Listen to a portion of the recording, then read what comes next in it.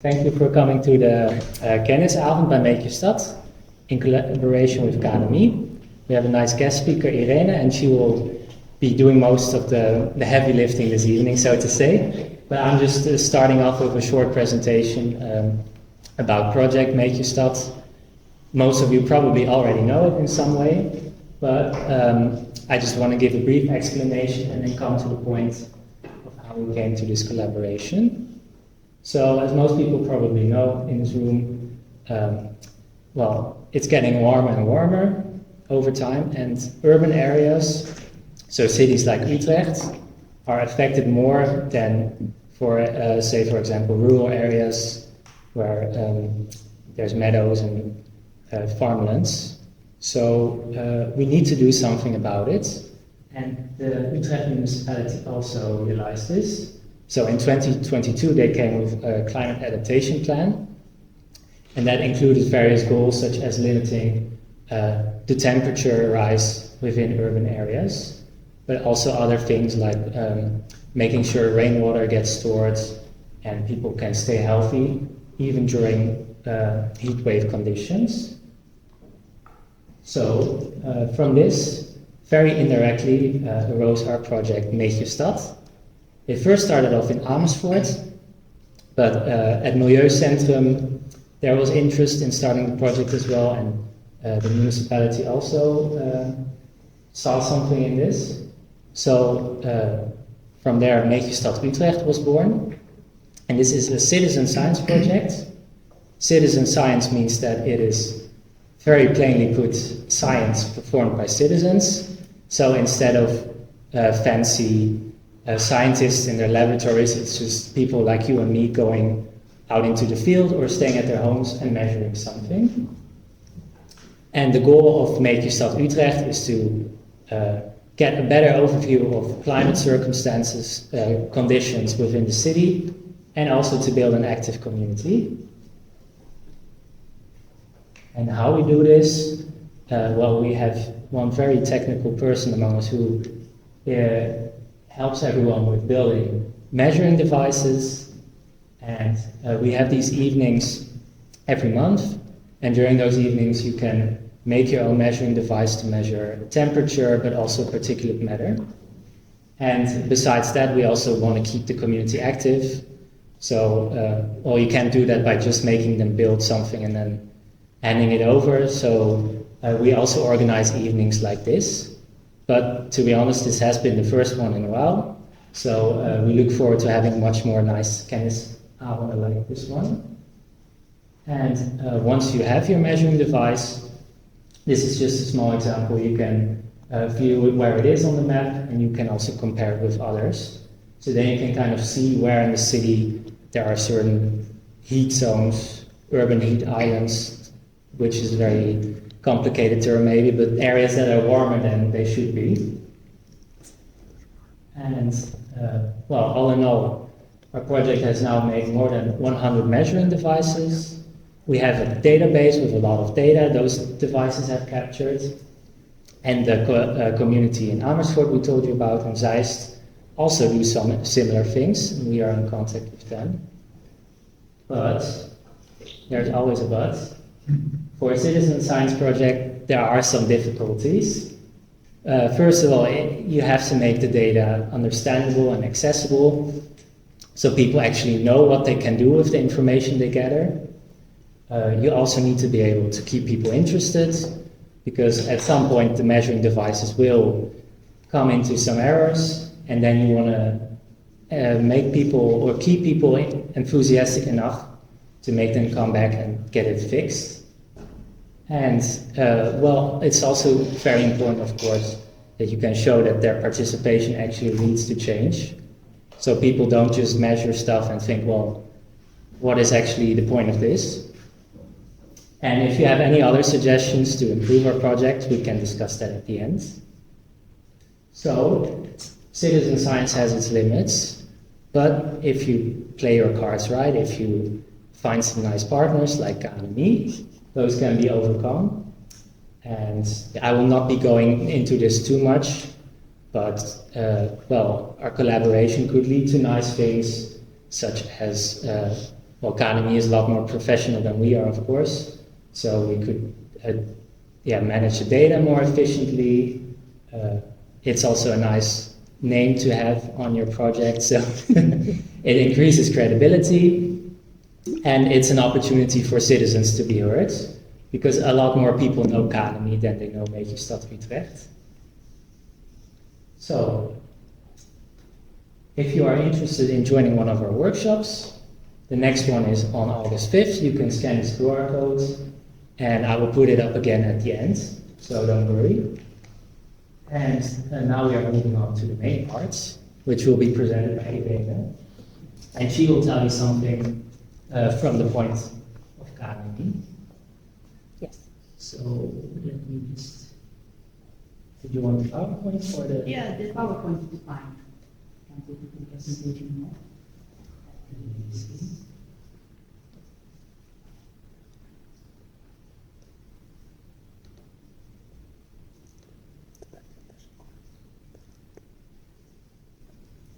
Yes. Yes. There it is. All right. So I have a lot of content, but I will try to not to be too tiring to you guys. So my name is Irene, and I work as a data scientist in the Department of Observations and Data Technology in the KNMI. And in the past 5 years, I have done a lot of work with crowdsourced data. I usually refer to these observations collected by people as crowdsourced or third-party data, or more recently, hyperlocal observations. So I will be using this type of terminology. So I guess the challenge that I have in the next 20-30 minutes is to describe what are the possibilities out there after you guys help us collecting a lot of observations, okay? So let's start with from the beginning. And the thing is that I get this thing. I have gotten this thing a lot. Like people tell me, crowdsourced data in national meteorological services, it's not possible, and there is some sort of reluctance among my peer researchers at using these observations, because there are many doubts about them. But actually, the thing is that the WMO, which is the World Meteorological Organization, released this document in 2019.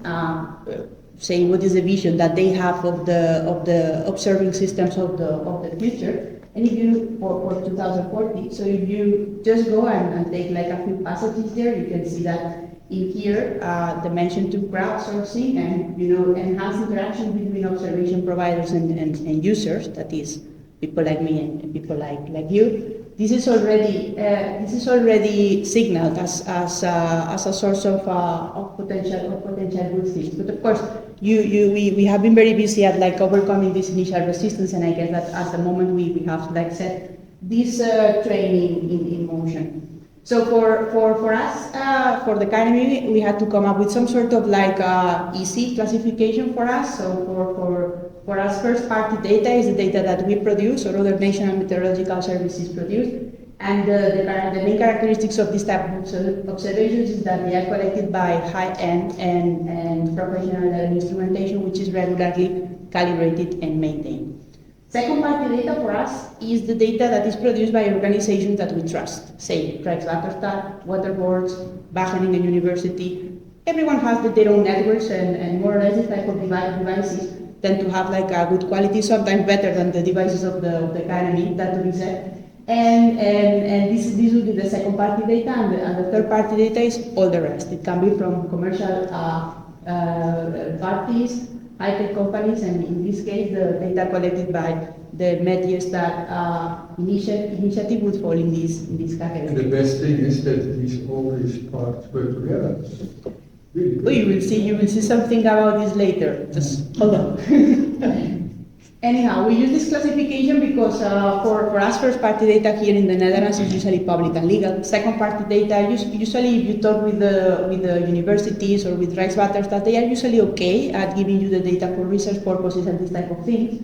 But it's a bit more shaky to navigate the terrain of the third-party data when it comes to the data rights, because they don't remain with us as National Meteorological Service.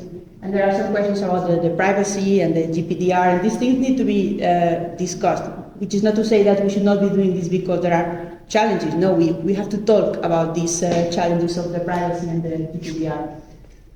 So in my department, we do have experience with third-party data, mainly coming from this type of sources, like aircrafts, literally airplanes, taking observations of temperature and wind speed. Commercial microwave links, which are the 4G antennas, and some of my colleagues, they have used that to measure like the disturbance of the signal between towers so that they can infer the amount of precipitation, so it can be done.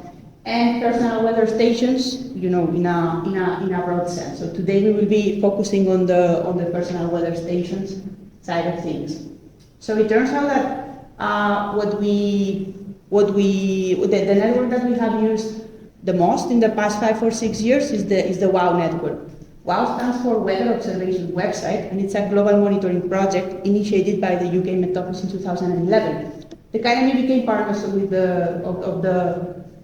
this initiative in 2015, and the last figure that I have is that there are 30,000 stations around the world, pumping like around 1 million observations per day. So these type of things, they grow quickly. So WOW provides a platform to collect third-party data observations and visualize the measurements. As I was saying before, WOW is, as per now, our main primary case. In the Netherlands, the WOW network has more or less 1,000 stations. It's hard to tell the exact number because sometimes the stations appear and disappear, but more or less we have a number around 1,000 sensors. So if we take a look to the temporal dimension, you can see the number of observations in terms of millions of the WOW network from 2015 to 2023. This dotted line is the number of observations that the KNMI network, the official network, produces every year. So you can see that since 2019, the WOW network is producing 2, 3, 4, 5 times more observations than the official network, and in locations where we usually do not have sensors. Okay. If we take a look to the spatial dimension, you can see that these yellow dots, that's the position of the official KNMI stations, and the black dots, the position of the WOW stations. So we even have like some WOW stations in the best islands in the Caribbean. I think we recently installed this one. Recently is like last year. And since we are in Utrecht, the main area of interest for us, it would be this square here, right? So if we zoom in, this would be the number of WOW stations in the metropolitan area of Utrecht. If you are counting the dots, it's 30 dots. So the KNMI is here, so you can see that with the WOW network, we can start seeing like better what happens at the neighborhood resolution. So are we good? Not really, because the point is that here in the left we have the same amount as before, and 13 stations from the WOW network. But it turns out that our early warning center program, which is one of the big initiatives of the KNMI, aims to create indicators of impact at the postal code level. These lines that you're seeing here, these polygons, this is postal code with 4 numbers, so it would be even smaller.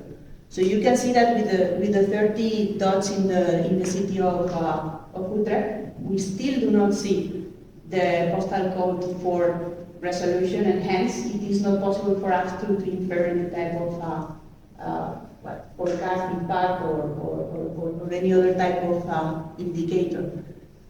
So we need a denser network. 1,000 stations for the Netherlands is not sufficient to reach this resolution. Okay, and of course here I have highlighted this part of the city, which I believe is the neighborhood of Overvecht, and in here we have 0 WOW stations. So the KNMI cannot really see what is happening in this neighborhood, despite I am told that it's a neighborhood that warms up quite quickly in heat waves. So, having reached this point, why I'm insisting so much in monitoring the cities. So the thing is that when we have like official networks, like this is the one for the Netherlands, we have 34 or 35 land stations and another 12 or 13 on the sea and in the North Sea platform. So what happens is that the distance between each pair of observations usually is around 100 kilometers. So whatever that happens in between these 100 kilometers, we just don't know. We have another types of like measuring this, but in principle, when you look at the official observations, they don't come instantaneously, right?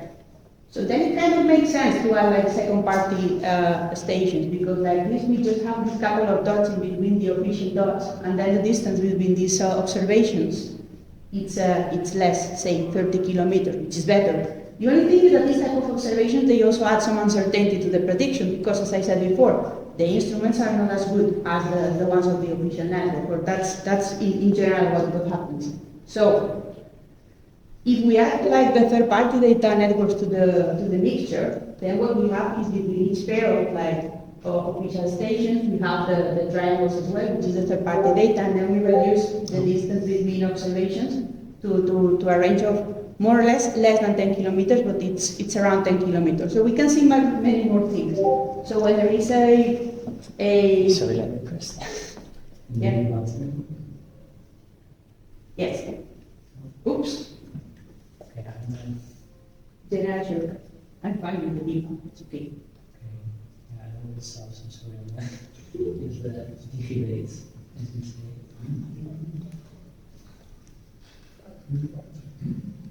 So, you're good now? Yes.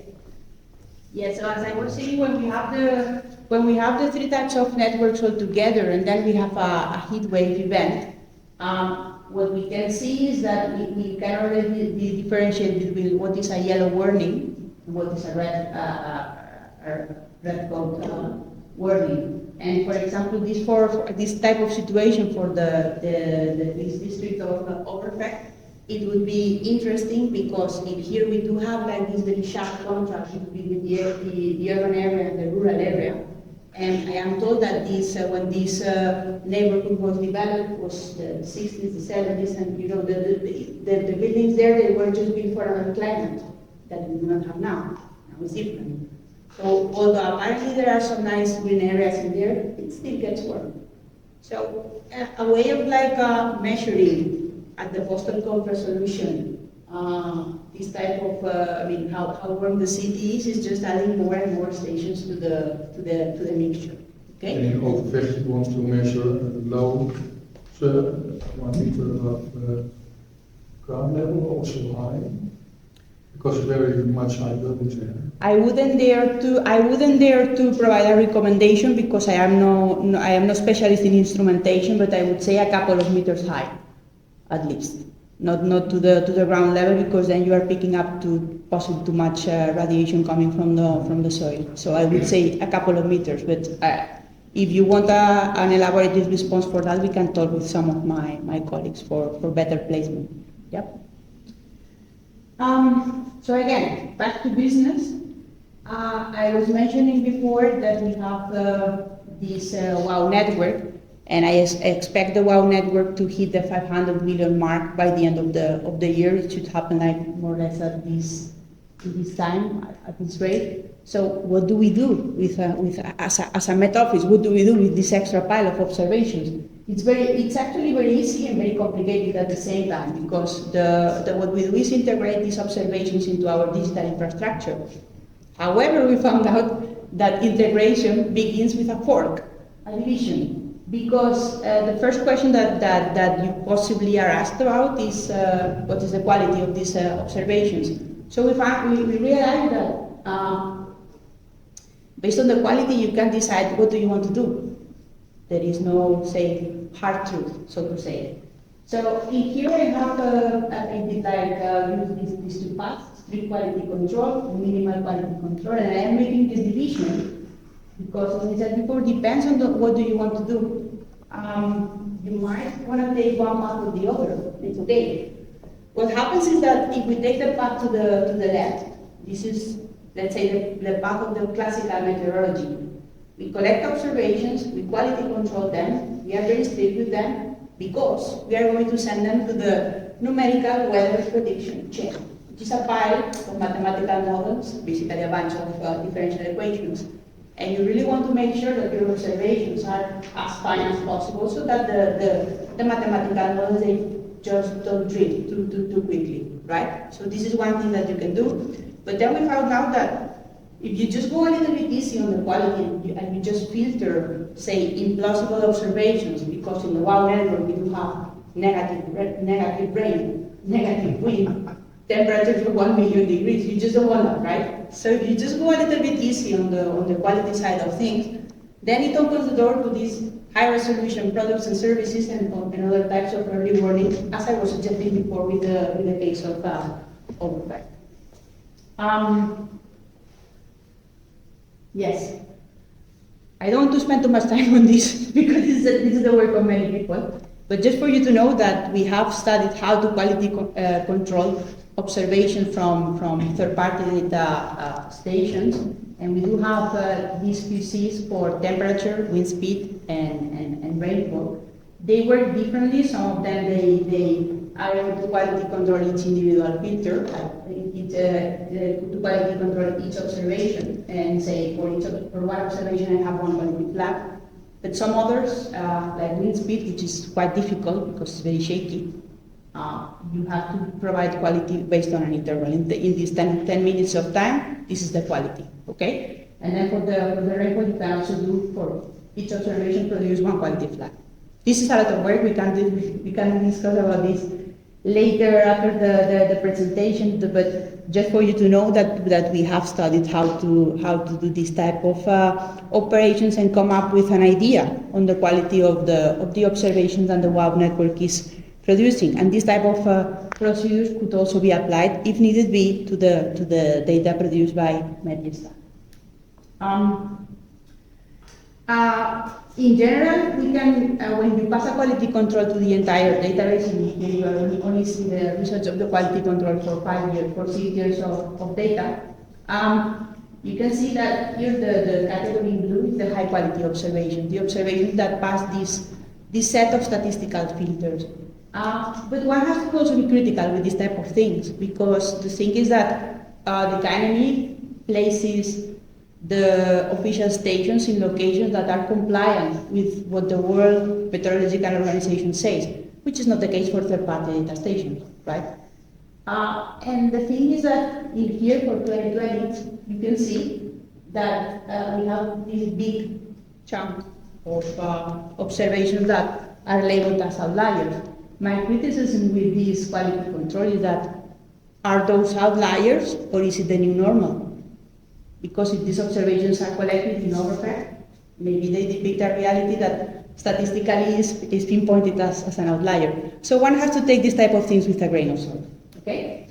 I have also like a slide for wind speed, and this is just to highlight the importance of having dense networks, because for something more local as wind, we do not have, say, sufficient eyes as we from the official network. So the top row is KNMI, what the KNMI network saw on that day at 10 past 9 and 20 past 9.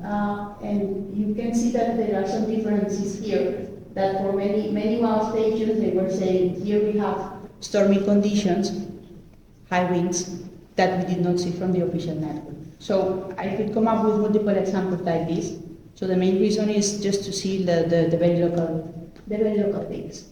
We have also, to illustrate that we are not doing this in isolation. We are also in contact with other Met offices in Europe. So in 2022, we had this pilot project with the Norwegian Met Office, the Swedish Met Office, and the UK Met Office, in which we just tried our quality controls for two networks. One is WOW, European WOW, and European Metal, which is another network, larger than WOW, with more noise, as you can be seeing now.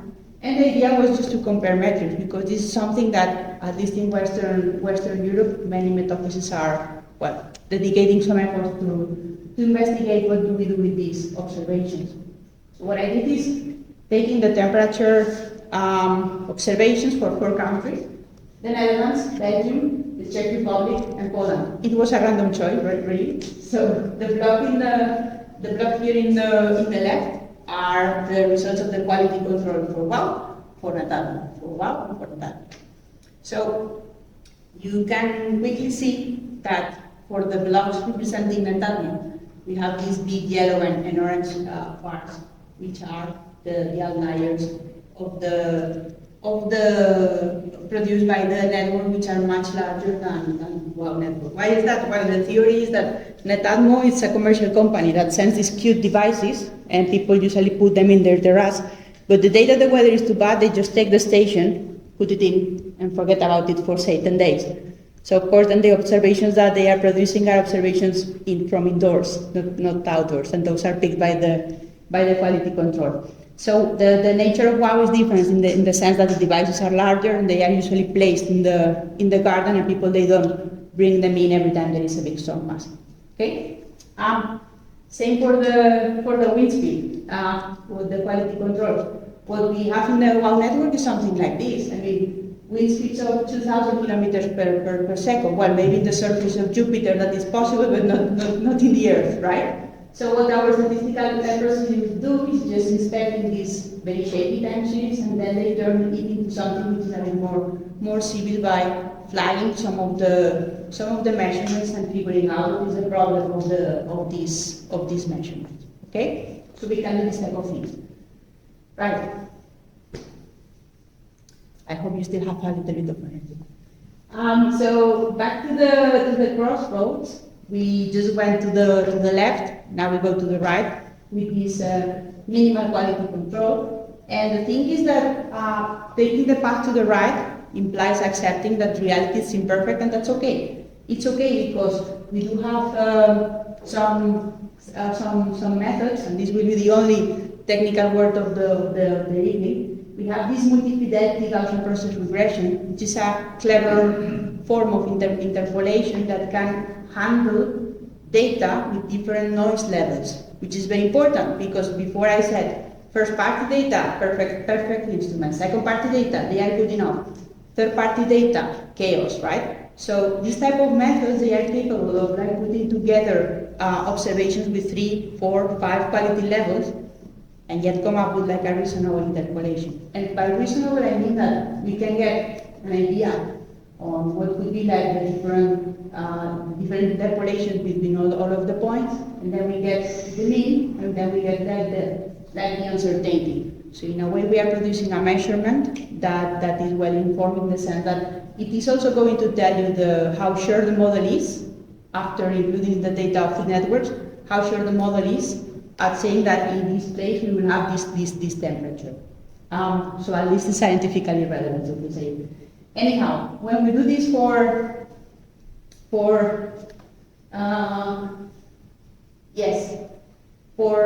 first and third party data, this KNMI network and WOW, we produce this data set that we call the community climatology. It's because we just added like this crowdsourced data to the official background field, and like this you can see that we can start seeing some of the features of the country also, because we have included here other types of covariates like land use, land cover, population density, this type of thing. So we are informing the model on where people are and what is the type of coverage that you have in a particular point, so that the model learns how to make an interpolation over this type of surface. Okay. So as I said, you have the mean, you have the error. So I will be showing maps like this one here at the right. The wider it becomes, or the yellowish it becomes, it means that it's better. So in here, since the density of the WOW network is less when you go to the borders, or like in the Christian Islands, or in forest, we don't have sensors in forest, the uncertainty is going to become much higher. The model is not sure what to do with this type of the characteristics of this point. But yet you can see that for the populated areas we get a really low uncertainty, which is what we want. Yes, the extra level of detail, I forgot about that.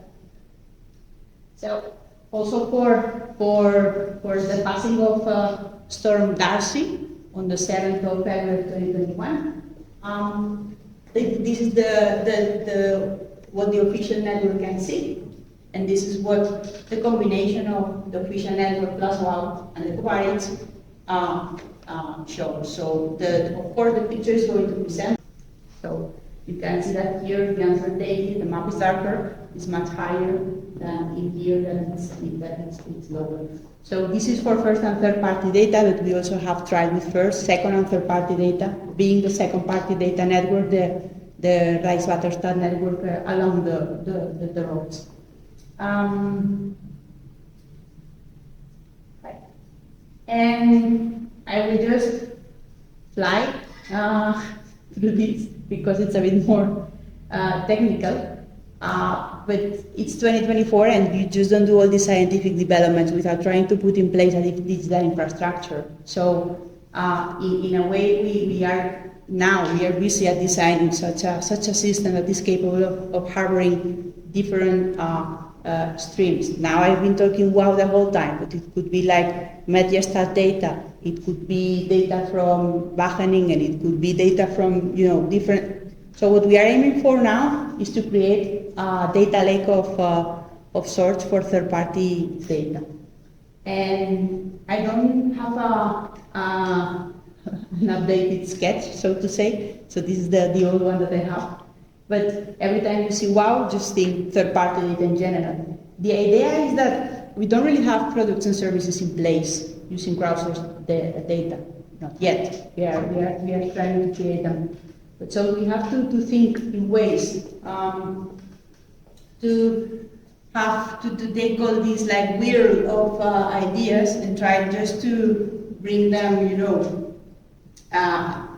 across this kind of vertical axis and decide what do you want to do with the crowdsourced observations. You want to do early warnings, you want to do high resolution products and services, you want to do quality control. So you have your busy researchers here at the bottom, and everyone is trying to say that their idea is the most important of the pool. But at some point, the idea is that we need to have like this flow of applications, and in here we could brainstorm with you as well. Our pool of ideas, they flow upwards, and then just put here data lake instead of wow.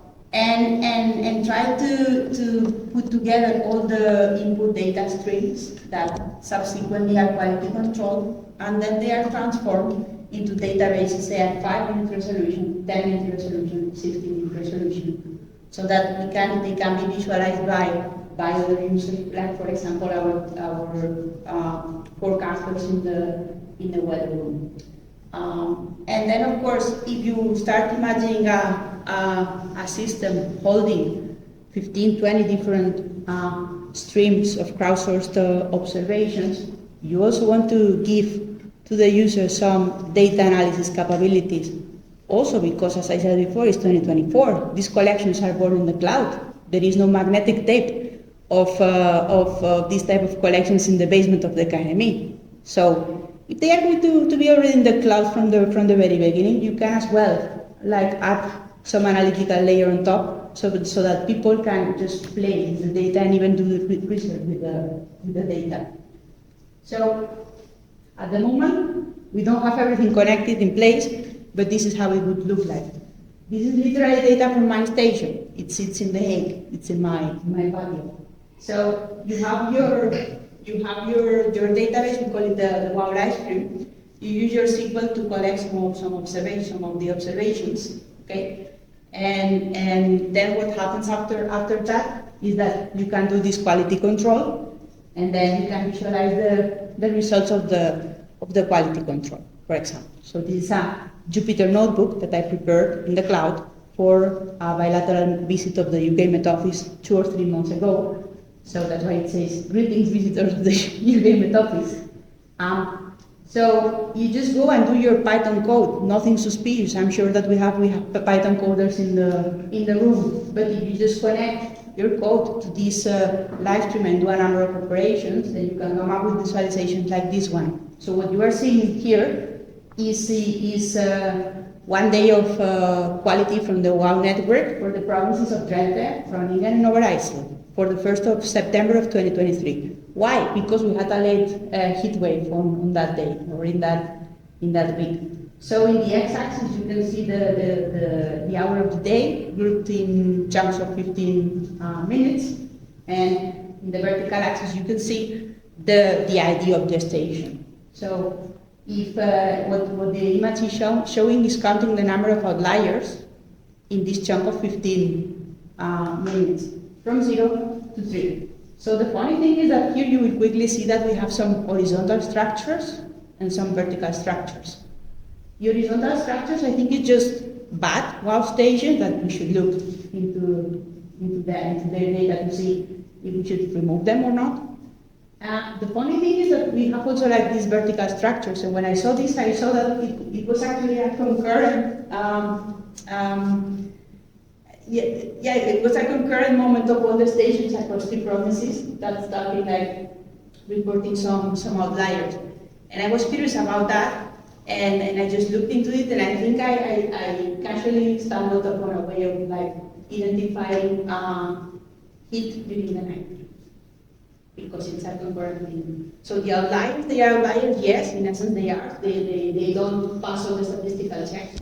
But you see, you can use the outliers to detect in detail where is the hot.